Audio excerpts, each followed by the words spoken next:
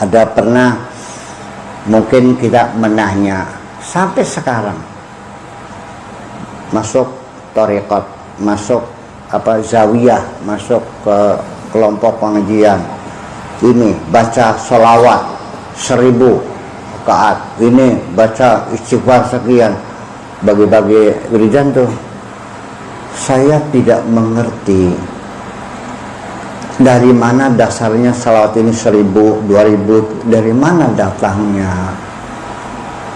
Iya, kalau salawat itu memang iya, di Al-Quran Allah memerintahkan, innallaha wa malaikatahu yusalluna 'alan nabi ya ayyuhalladzina amanu sallu alaihi wasallam. Iya, tapi secara global, tidak sekian kali kan. Nah, saya juga ngasih, kadang-kadang saya ngasih 80.000 sehari. Malah saya kadang-kadang begini,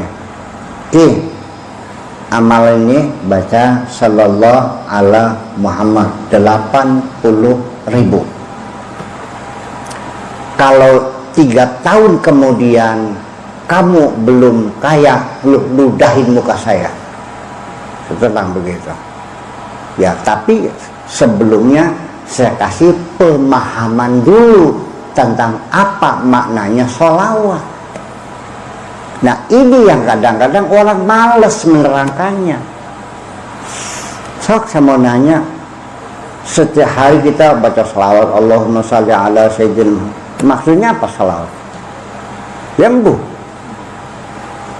ya kan? Yembuh. Mangga, innallaha wa malaikatahu yusalluna 'alan nabi ya ayyuhalladzina amanu sallu alaihi wa sallimu taslima. Allah berselawat, betul? Malaikat berselawat, betul? Orang beriman juga berselawat, betul? Sama enggak bentuknya? Berbeda. Salawatnya Allah itu al-imdad li hadratin Nabi sallallahu alaihi wasallam. Artinya diberikan, disuplai. Allah mensuplai dengan energi yang luar biasa.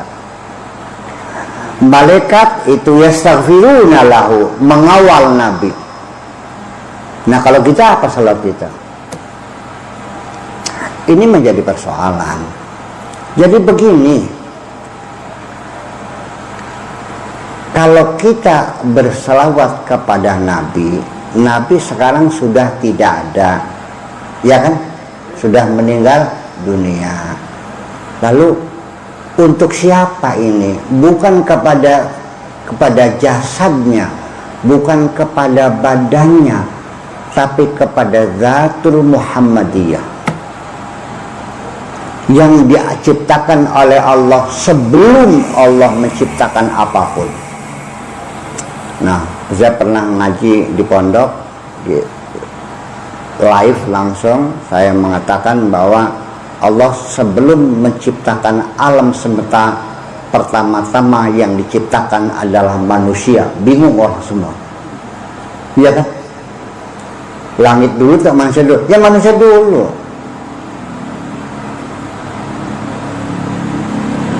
Matahari sama bumi mana dulu? Ya matahari dulu, ya kan begitu. Matahari dengan galaksi dan Milky Way, ya galaksi dulu, dan seterusnya.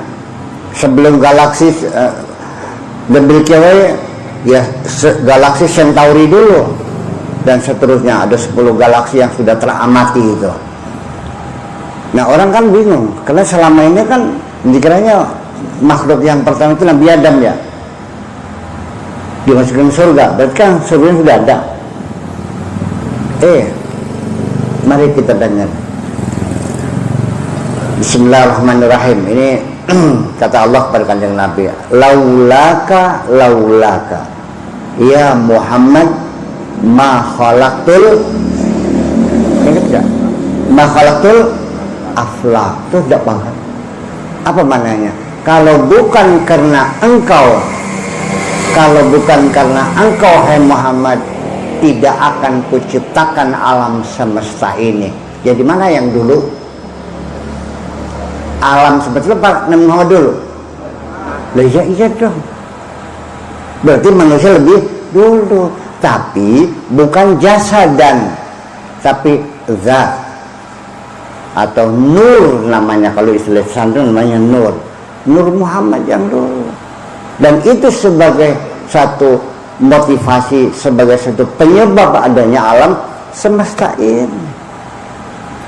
Nah, itulah yang diciptakan oleh Allah, dan itulah semuanya yang menjadi alasan sampai sekarang kita dipertahankan oleh Allah.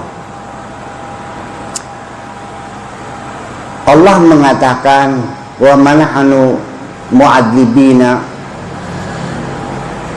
wa man nu'adzibuhum wa anta fihim. Artinya kalau masalah, kami tidak akan menghukum mereka wa anta fihim, kalau engkau ada di situ. Yang kedua, iya kan? Jadi kita berselawat pada itu apa? Artinya kita berkomunikasi, kontak, bersambung dengan Kanjeng Nabi. Karena al-imdad Rabbaniyah kepada hadratun Nabi Sallallahu Alaihi Wasallam ini ibaratnya seperti pembangkit tenaga uap di Sumur Adem, apa namanya tuh, PLTU. Disitulah dari gardu besar itu disebar listrik ke Pulau Jawa sampai Bali. Betul? Nah, Allah yang ngasih energi kepada gardu itu, kepada PLTU itu, dan PLTU membagi. Jadi kalau seandainya kita tidak kontak, tidak bersambung Kanjeng Nabi, kontaknya tidak connect, yang gak mungkin lampunya nyala dong. Betul enggak? Makanya salual itu kontak, maksudnya berkoneksi. Iya, salu wasalimu taslima, supaya kita terang. Lalu setelah semuanya jelas, mari kita bangun perdamaian, keselamatan, salam, salamah, taslim. Iya, itu artinya dengan adanya yukhrijuhum minadh-dhulumati ilan nur, terang semuanya, kita kontak dengan Kanjeng Nabi, kita bangun salamah, keselamatan, wasallimu taslima. Nah, makanya karena bagaimanapun kalau lampunya gelap gulita, kaki kita bisa nginjak beling, bisa nginjak paku kan? Betul nggak? Jadi sebenarnya terang benderang, nggak boleh kegelapan itu. Yang itu adalah kedamaian. Jadi kalau sekarang umat Muhammad saling bunuh-membunuh, perang saudara, saling caci-mencaci, tolong jangan bawa-bawa Nabi Muhammad di sini. Paham? Jangan mengatakan umat Muhammad, malu kita. Nabi tidak pernah menyuruh kita saling membunuh sesama kita, dan tidak pernah menyuruh mencaci maki sesama kita. Paham? Iya, perlu ada kejelasan, yaitu makanya kita hadirkan Kanjeng Nabi itu tidak mengenal waktu. Jangan katakan Nabi sudah meninggal, tidak. Nur Muhammad masih ada dalam diri kita sendiri. Kalau sholat bilangnya apa? At-tahiyatul mubarakatuh salawatut tayyibatu, terus assalamu alaika ayyuhan nabiyyu, terus wa barakatuhu, assalamu alaina wa ala ibadillahi, assalamu alaika ayyuhan nabiyyu. Assalamu alaika mukhatab di depan kita. Kalau nggak ada assalamu alaihi, kalau dianggapan assalamu alaika, berarti ada di mana Kanjeng Nabinya? Ada di depan kita. Ayyuhan nabiyyu, tidak dikatakan ya ayyuhan nabiyyu. Kalau ya ayyuha itu jauh, nabinya sana di Madinah di kuburannya. Tapi kalau ayyuha itu dekat. Ayyuhar rajul dekat. Tapi kalau ya ayyuhar rajul jauh. Makanya assalamu alayka ayyuhan nabiyyu. Kita kasihkan salam kepada beliau, doa selamat. gimana lah tuh? Selama ini salawat maknanya paham, dikit sampai ini salawat ki, berubah ya? Ya itu persoalannya. Terus beli paham ditakon-takon ini. Jadi kalau kita tidak mau bertanya, itu namanya mengabadikan kebodohan kita. Kalau kita malu bertanya, takut ketangguhan goblok, itu namanya menyembunyikan kebodohan kita. Nanya dong kalau nggak paham, itu apa salawat tuh? Ya Allah ya Rabbi. Ya ayyuhalladzina amanu.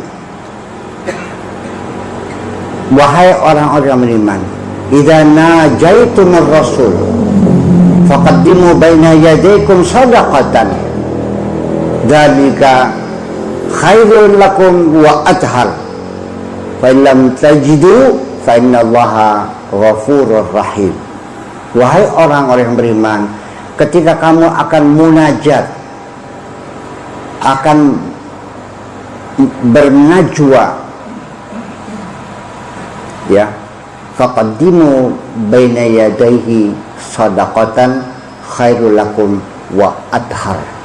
Kita harus membersihkan diri kita ini di hadapan Rasul itu, ya, dengan bersedekah dulu, hilangkan penyakit-penyakit hati kita, kekikiran, kemeditan, kedakutan itu kita buang, berilah sedekah dulu, itu yang lebih suci. Kalau nggak ada, ya sudah, Allah mengampuni. Ini semuanya membuktikan bahwa ketika kita bersolawat itu, kita bersambung dengan Kanjeng Nabi, dan kita meneruskan perjuangan beliau membangun satu perdamaian dunia ini. Karena Kanjeng Nabi itu bukan untuk kita saja, tapi untuk seluruh umat manusia, baik yang percaya maupun tidak percaya, bahwa Nabi diutus untuk seluruh umat manusia dan semuanya ikut merasakannya. Wa ma arsalnaka illa rahmatan lil alamin. Allah mengutus engkau ada untuk bawa rahmat kepada alam semesta itu. Nah, bapak-bapak dan ibu-ibu sekalian, itu semuanya makna sholawat itu seperti itulah kira-kira, bukan sekedar sallallahu ala Muhammad, sallallahu Muhammad, tapi itu artinya bahwa kita meneruskan, bersambung, dan terus berkomunikasi. Sholawat itu berkomunikasi sehari 5 kali, artinya kita disuruh melapor kepada Allah sehari 5 kali. Sehari 5 kali melapor. Tugas ini selesai semuanya, balik jalan, gerak, selesai lagi. Iya, lapor lagi dari mulai bangun tidur sampai akan tidur. Makanya kalau ingin selamat, tolong jaga hotline. Ngerti hotline? Iya, harus terus dalam keadaan tegang, nyambung terus semuanya. Kapan saja halo. Iya. Jangan lupa selalu putar telepon ini 44342. Berapa nomornya? 44342. Putar 443. Insyaallah selagi kita dapat bimbingan, percayalah, maka Nur Muhammad itu akan membimbing kita. Sebab bagaimanapun kita dapat informasi awal bahwa Tuhan yang mencipta alam ini namanya Gusti Allah. Itu Kanjeng Nabi yang memberitahu.